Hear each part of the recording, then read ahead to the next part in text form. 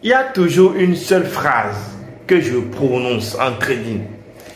Une seule phrase que je prononce et je remarque que lorsque je prononce assez cette phrase-là dans un mois, ma performance dans ce mois augmente par rapport au mois où je ne la prononce pas.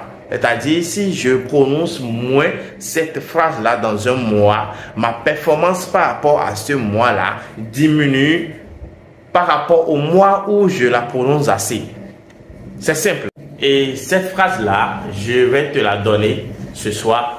Et j'espère que tu vas aussi commencer par la prononcer pour voir si quelque chose ne va pas simplement changer dans ta performance de chaque mois ou dans ta rentabilité en global.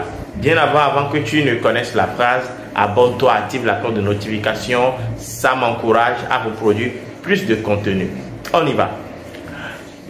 Avant même de lancer une trade, c'est-à-dire quand tu finis de voir ton setup, tu as checké le setup, tu sais, tu connais ton entrée, tu as déjà vu tout ce que tu as à voir et que tu es prêt maintenant à lancer le trade, à appuyer sur buy ou sell. Demande-toi, la phrase c'est demande-toi si est-ce que le setup, regarde bien le setup et demande-toi si est-ce que tu vales la peine.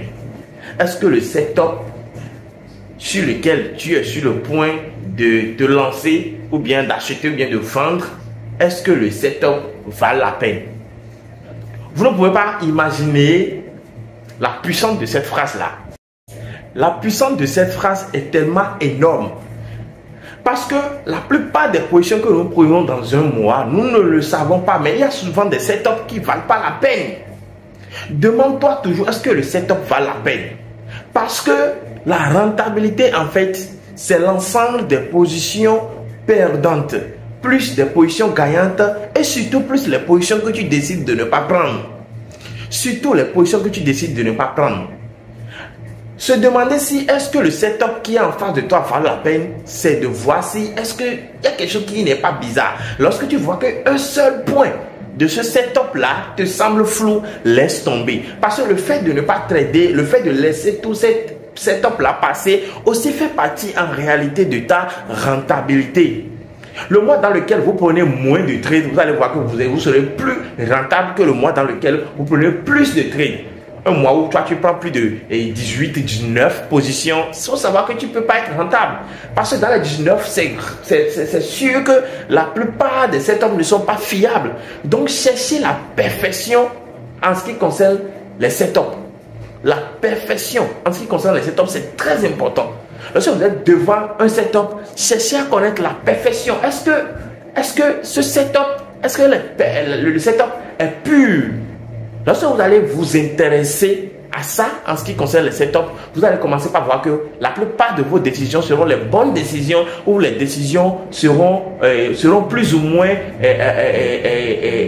mauvaises. C'est-à-dire que vous allez toucher moins de setups dans ces mois-là.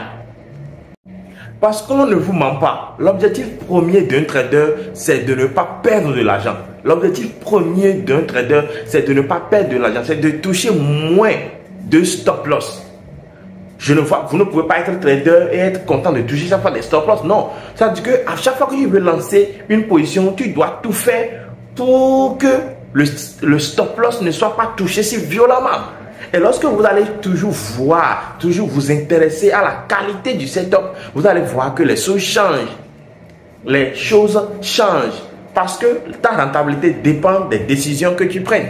Plus tu prends plus de bonnes décisions, plus ton mois est plus rentable. Donc, le fait de finir d'analyser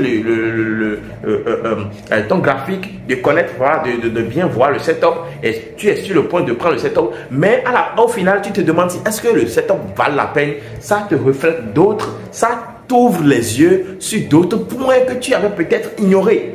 À regarder peut-être si, est-ce qu'en achetant, s'il n'y a pas une bougie là qui est bizarre là, est-ce que il n'y a pas quelque chose, c'est que tu révèles en toi toutes les facultés pour bien saisir le setup et décider finalement de ce que tu vas en faire.